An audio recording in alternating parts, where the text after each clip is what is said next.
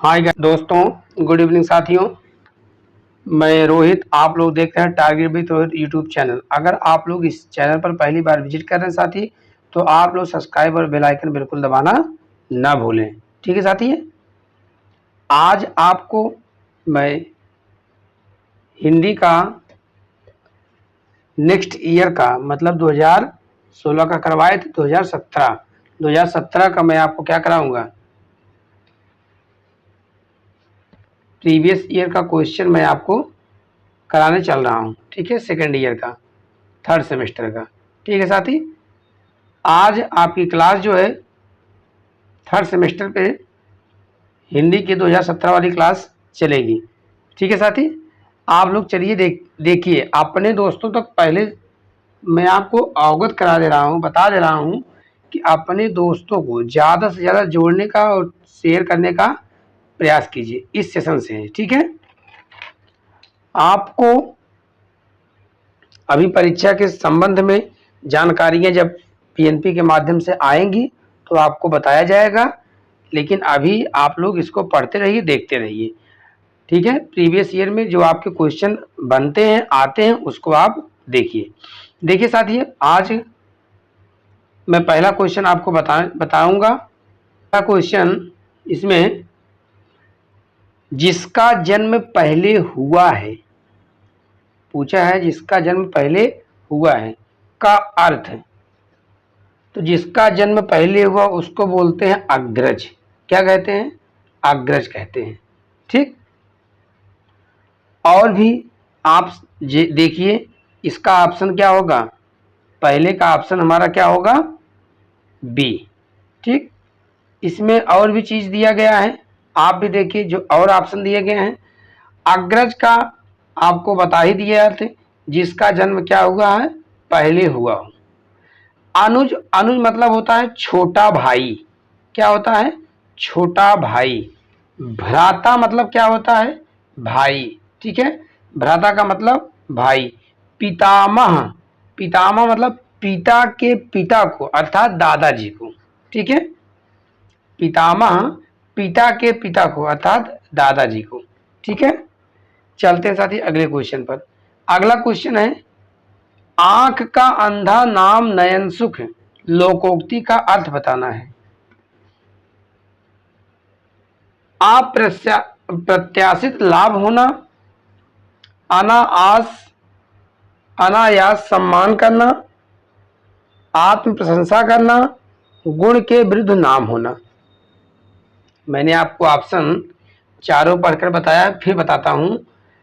अप्रत्याशित लाभ होना, या होगा नहीं। अनायास सम्मान होना, ये भी नहीं होगा। आत्म प्रशंसा करना, ये भी नहीं होगा। गुण के विरुद्ध नाम होना। ठीक है, गुण के विरुद्ध नाम होना। तो आंख का अंधा नाम नयन सुख, लोकोक्ति का अर्थ है कि गुण के विरुद्ध नाम होना, मतलब उनके अंदर यह गुण नहीं है, लेकिन तब भी उनका नाम रखा गया है। ठीक है, जैसे किसी का नाम रानी रख दिया जाता है, लेकिन वह रानी के गुणों का पालन या गुण उनके अंदर नहीं पाया जाता है। ठीक है, लेकिन तब भी उनका नाम क्या होता है, रानी रख दिया जाता है। ठीक है, इसी तरीके से तो गुण के विरुद्ध नाम होना। चलिए अगले क्वेश्चन पे चलते हैं साथी। तीसरा क्वेश्चन है, अचरज शब्द का तत्सम रूप क्या है। अचरज शब्द का तत्सम रूप, तत्सम रूप उसे कहते हैं जो संस्कृत के टर्म मतलब संस्कृत वाले शब्द में लिखे जाते हैं, वो तत्सम है। इतना आपको बता दे रहा हूं तत्सम के बारे में। लेकिन अब क्या है, इसमें कौन सा अचरज शब्द का तत्सम रूप होगा,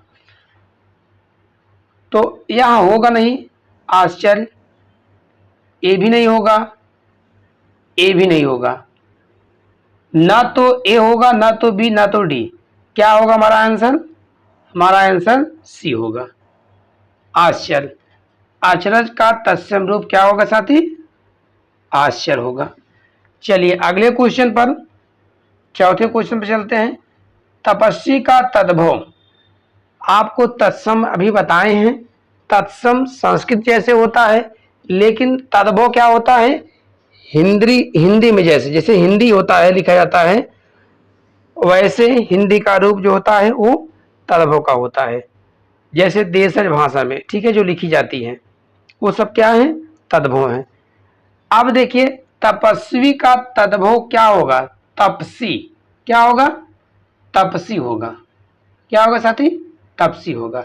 ठीक है, अब चलते हैं अगला पांचवा क्वेश्चन। सूरदास की रचना, सूरदास की रचना क्या है भैया, इसमें देखिए सूरदास की रचना साहित्य लहरी होगी। क्या होगी, साहित्य लहरी। सूरदास की और रचनाएं हैं, सूरसागर, साहित्य लहरी और सूर सरावली, इनकी रचनाएं हैं। एक या तो दिया है ऑप्शन में, और दो क्या है, सूरसागर है, क्या है, सूरसागर, और है सूर सरावली। क्या है, सूर सरावली, यह इनकी रचनाएं हैं सूरसागर की। ठीक है, अब यह ऑप्शन पांचवे में ए ऑप्शन सही है। चलते हैं अगले क्वेश्चन पर। आपका है, पहले और भी ऑप्शन इसमें समझ लीजिए। प्रेम वाटिका, प्रेम वाटिका यह किसकी है, रस खान की है। किसकी है, तो यह है रस खान की। ठीक है, यह रस खान की रचना है प्रेम वाटिका। दोहावली, दोहावली या तुलसीदास की है। किसकी है, तुलसीदास की। किसकी रचना है, तुलसीदास की रचना है। ठीक है, उसके बाद में बचता है हमारा झरना। क्या है, झरना, या झरना जयशंकर प्रसाद का है। ठीक है, किसका है, जयशंकर प्रसाद का। बात समझ में आई होगी। चलते हैं साथी, अब आपको ले चलते हैं बहुविकल्पी क्वेश्चन, आपका खत्म हो गया। अब आता है अति लघुत्तरी क्वेश्चन। अति लघुत्तरी में देखिए हरिऔध जी का पूरा नाम पूछा है। ठीक है, हरिऔध जी का पूरा नाम पूछा है, तो इसमें देखिए हरिऔध जी का पूरा नाम क्या है। हरिऔध जी का पूरा नाम अयोध्या सिंह उपाध्याय हरिऔध है। हरिऔध जी हिंदी के कवि, निबंधकार तथा संपादक थे। उन्होंने हिंदी साहित्य सम्मेलन के सभापति के रूप में कार्य किया है। हिंदी साहित्य के सम्मेलन के सभापति के रूप में उन्होंने क्या किया है, कार्य किया है।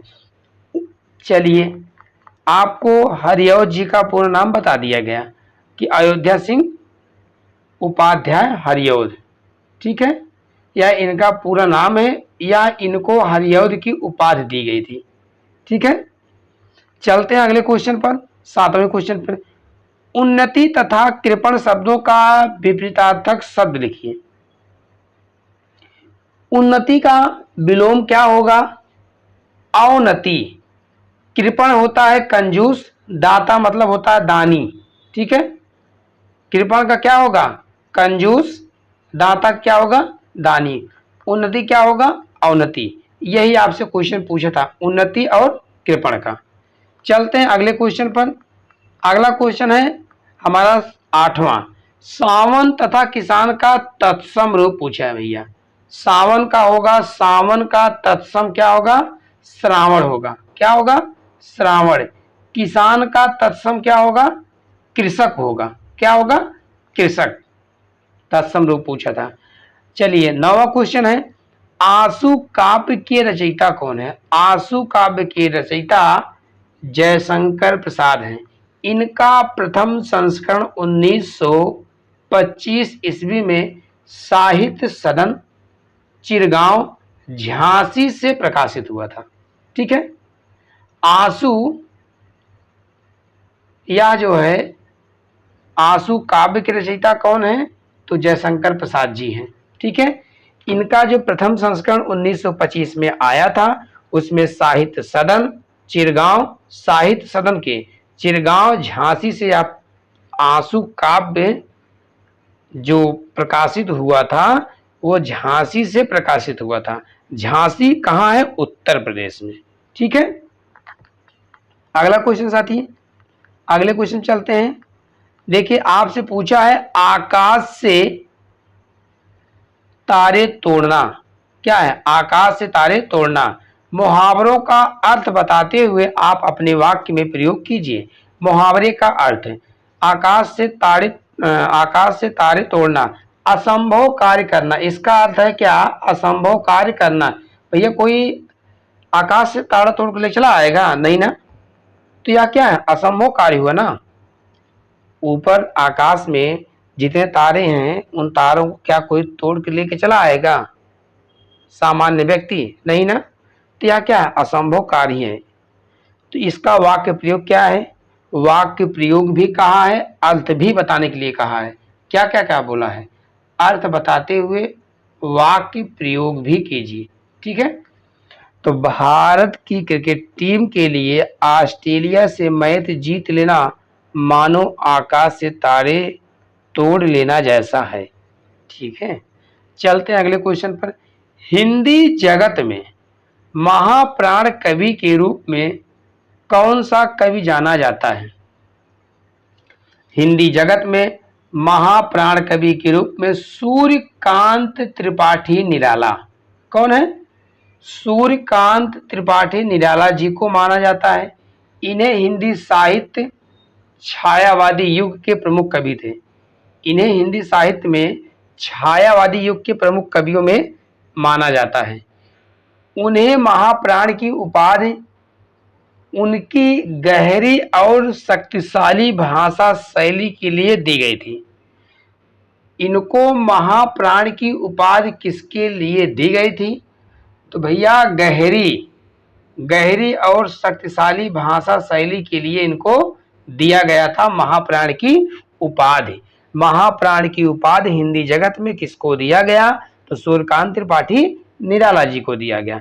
सूर्यकांत त्रिपाठी निराला किस युग से संबंधित थे? तो छायावादी युग के प्रमुख कवि थे।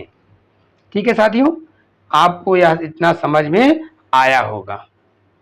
ये क्वेश्चन नंबर आपका 12 नंबर है, लघुत्तरी प्रश्न।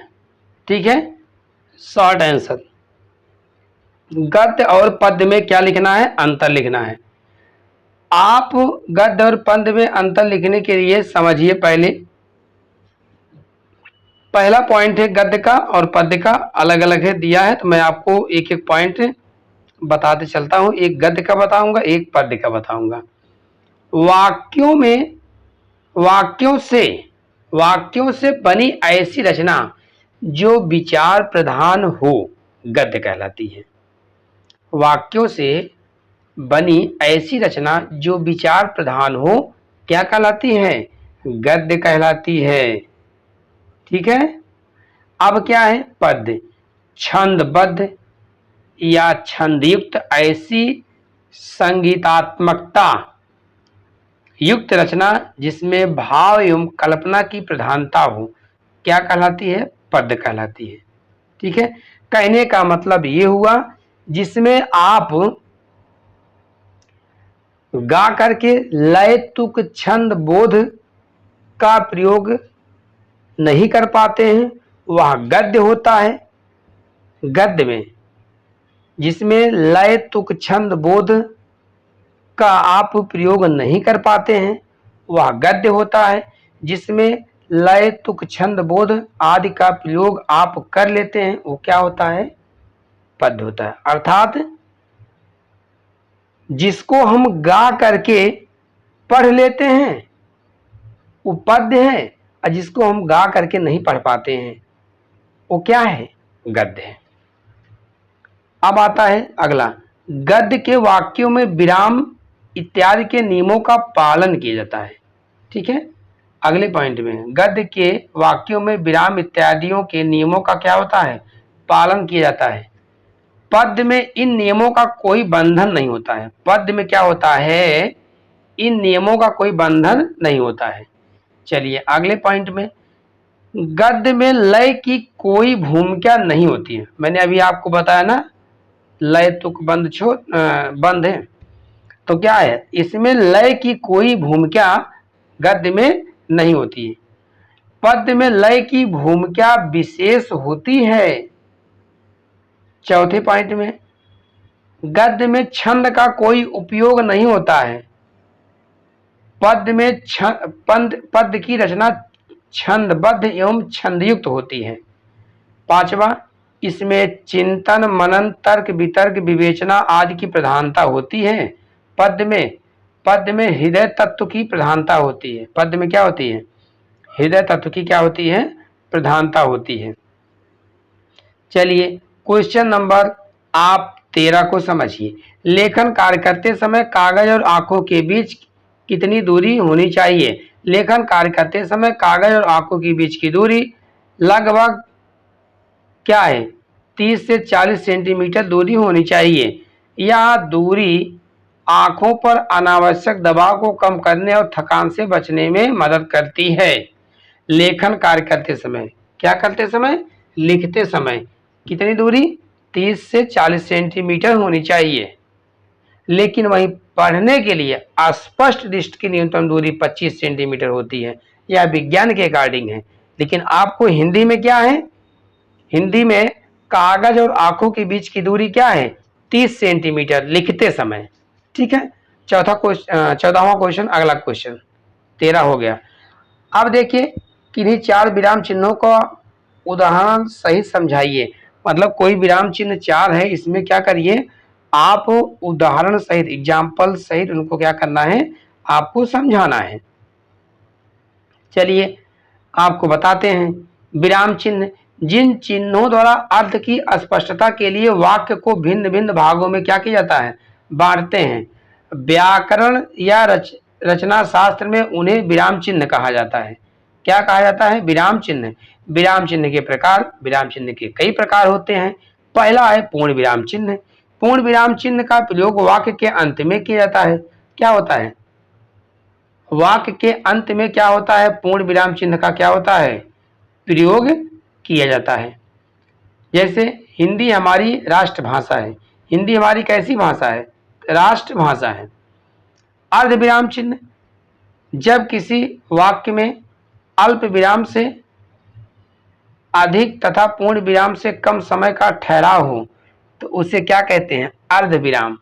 क्या कहते हैं, अर्ध विराम। अर्ध विराम का चिन्ह यह होता है, और अल्प विराम का चिन्ह ऐसे कामा ऐसे लगता है। ठीक है, यह जैसे लगाए हैं यहाँ। चलिए साथी, यह अर्ध विराम पूर्ण विराम हो गया। अर्ध विराम का भी आपको एग्जाम्पल बताता हूं, मैं समझाता हूं। मैं आपका काम कर दूंगा, आप निश्चिंत रहें। मैं आपका काम कर दूंगा, थोड़ा सा ठहरा हुआ, दूंगा के बाद, आप निश्चित रहें। चलिए आगे, अगले चिन्ह के प्रकार में प्रश्न चिन्ह। जब वाक्य में प्रश्न पूछने का कार्य किया जाता है तो प्रश्न चिन्ह का प्रयोग वाक्य के अंत में किया जाता है। तुम्हारे स्कूल का क्या नाम है, तुम्हारे स्कूल का क्या नाम है। तो यहाँ पर देखिए, क्या नाम है के बाद में क्वेश्चन मार्क है के बगल में लगा हुआ है, तो यह प्रश्न चिन्ह का चिन्ह है। विस्मयादि बोधक, विस्मय आश्चर्य हर्ष घृणा आदि भावों को व्यक्त करने के लिए विस्मयादि बोधक चिन्ह का प्रयोग किया जाता है। अरे क्या, अरे, तो अरे तुमने यह क्या कर दिया, तो यह क्या है, जो ऐसे चिन्ह लगा है यह विस्मयादि बोधक है। ठीक है, चलते हैं आपके 15वें क्वेश्चन पर। इसमें कहा है साथी, मिश्रित वाक्य को उदाहरण सहित समझाइए। किसको, मिश्रित वाक्य को क्या करना है, उदाहरण सहित आपको क्या करना है, समझाना है। तो समझने का प्रयास कीजिए। जिस वाक्य में एक से अधिक वाक्य मिले हों, जिस वाक्य में एक से अधिक वाक्य मिले हो किंतु एक प्रधान उपवाक्य तथा शेष आश्रित उपवाक्य होते हैं। एक क्या हो, प्रधान हो, शेष आश्रित हो। प्रधान उपवाक्य स्वतंत्र रूप से अर्थपूर्ण होता है, जबकि आश्रित उपवाक्य प्रधान उपवाक्य पर निर्भर रहता है। ठीक है, निर्भर करता है, उसे मिश्रित वाक्य कहा जाता है। मिश्रित वाक्य भाषा को अधिक प्रभावशाली और स्पष्ट बनाने में मदद करते हैं। एग्जाम्पल से समझिए, जब मैं घर आया तो मेरी माँ मुझे खाना दिया। जब मैं घर आया तो मेरी माँ क्या है, यह मिश्रित वाक्य जोड़ रहा है घर आने से और माँ के खाना देने से। क्या किया है, जोड़ रहा है। जो व्यक्ति मेहनत करता है वह सफल होता है, तो वह क्या करता है, यह देखिए जोड़ रहा है। जो व्यक्ति मेहनत करता है वह क्या होता है, सफल होता है। चलिए, मिश्रित वाक्य समझ में आ गया। समासिक पद किसे कहते हैं? समासिक पद, समास रचना में दो शब्द अथवा दो पद होते हैं। पहले पद को पूर्व और दूसरे पद को उत्तर पद कहा जाता है। इन दोनों पदों के समास से जो नया पद बनता है उसे समस्त पद का क्या कहते हैं, समासिक पद कहते हैं। कहने का मतलब, समास में दो पद होते हैं, एक पूर्व पद होता है, एक उत्तर पद होता है। तो पूर्व पद और उत्तर पद को मिला करके जो लिखते हैं एक नया पद बनता है, तो उस समस्त पद को क्या कहते हैं, समासिक पद कहते हैं। चलिए अगले क्वेश्चन पर, क्वेश्चन नंबर 17। ठीक है, क्वेश्चन नंबर 17, दीर्घ स्वर को उदाहरण सहित समझाइए। जिस स्वर के उच्चारण में दो मात्राओं का समय लगता है, कितनी मात्राओं का, दो मात्राओं का समय लगता है, उसे दीर्घ स्वर कहते हैं। इनकी संख्या कितनी होती है भैया, 8 होती है। इनकी संख्या कितनी होती है, 8। ठीक है, जैसे आपको आठों में बता रहा हूं, बड़ा आत, बड़ी ई, बड़ा उ, री, ए, ऐ, ओ तथा औ। बड़ा आ, बड़ी ई, बड़ा उ, री से ऋषि, ए, ऐ, ओ, औ। इनकी संख्या कितनी हुई, 8। गिन कर दिखाता हूं, 1 2 3 4 5 6 7 8। ठीक, अब देखिए इनसे बनाए गए जो एग्जाम्पल वो भी समझिए। गांव, तालाब, खाना, आज देखिए, ई, सीता, मीठा, नीला, उ, सूरज, गुरु, दूध, ऋ, ऋषि, कृष्ण, मृत्यु, ए, खेल, मेला, सेंटर, ऐ, बैल, गैस, ऐतिहासिक, ओ, सोना, मोना, रोना, टोना, औ, मौसम, गौरव, चौराहा। ठीक है साथियों, दीर्घ स्वर आपको समझ में आ गया। चलिए आपका यह लास्ट क्वेश्चन है कि कहानी शिक्षण की उपयोगिता पर संक्षिप्त प्रकाश डालिए। तो आपको मैं संक्षिप्त प्रकाश डाल करके यह देखिए बताने का प्रयास करता हूं, आप समझिए। ठीक है, आप क्या कीजिए, समझिए क्वेश्चन नंबर 18 में। ठीक है साथी, अब देखिए क्वेश्चन नंबर हमारा जो 18 है, कहानी शिक्षण की उपयोगिता। कहानी शिक्षण से सामान्य ज्ञान में वृद्धि होती है। मतलब किसी आपको कोई कहानी जैसे आपकी दादी सुनाती हैं, कोई घर में सुनाता है बड़े बुजुर्ग, तो उससे क्या होता है, सामान्य ज्ञान में क्या होती है, वृद्धि होती है। छोटी छोटी कहानियों से बालक संसार के अनेक जीव जंतुओं के नाम, उनके गुण व अवगुण से भी परिचित हो जाता है। ठीक है, जैसे कुत्ता स्वामी भक्त है, तो कहानी द्वारा तर्क वितर्क क्या होता है, तर्क विवेक संकल्प तथा कल्पना शक्ति की अभिवृद्धि होती है। बालक केवल चित्रों व संकेतों के आधार पर घटना सूत्रों को समझने तथा नई कहानी रचने, मतलब कुल मिलाकर के सृजनात्मकता का विकास होने लगता है कहानी से। स्मरण मतलब मेमोराइजेशन, जिसको कहते हैं याद करना। स्मरण शक्ति का भी विकास होता है। क्या क्या होता है कहानी से? स्मरण शक्ति का विकास होता है। बालक जटिल से जटिल, लंबे से लंबे सार्थक वाक्यों को बिना घबराए सुगमता के साथ ग्रहण कर लेता है। कहानी से मनोरंजन का, कहानी क्या है? मनोरंजन का साधन है। यह अज्ञात रूप से ज्ञान में वृद्धि के साथ साथ बच्चों के मनोरंजन में पूर्ण सहयोग देती है। ठीक है। लास्ट पॉइंट है कहानियां बच्चों की कल्पना शक्ति। कहानियां क्या है? बच्चों की कल्पना शक्ति, सृजनात्मकता और चिंतन को क्या करती है? बढ़ावा देती है। चिंतन को क्या देती है? बढ़ावा देती है। आपको यह चीजें समझ में आई होंगी साथियों। अपने दोस्तों को ज़्यादा से ज़्यादा शेयर कीजिए, जोड़ने का प्रयास कीजिए। आज आपका 2017 में जो प्रीवियस ईयर का क्वेश्चन दिया गया था, मैं आपको एक एक क्वेश्चन करवा दिया हूं और उसके बाद में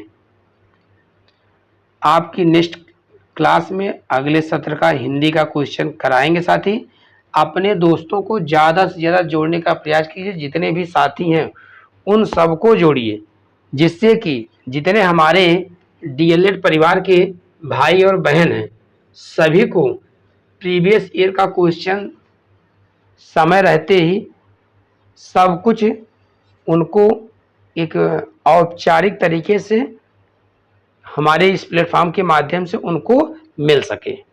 अभी मैं आपका हिंदी करा रहा हूँ, ऐसे आपका जितने सब्जेक्ट हैं, संस्कृत है, विज्ञान है, गणित है, सामाजिक विज्ञान है, कंप्यूटर है, जितने भी हैं सब आपको करवाएंगे। ठीक है। आज की क्लास यहीं तक। बहुत बहुत धन्यवाद। All the best. जय हिंद, जय भारत, वंदे मातरम।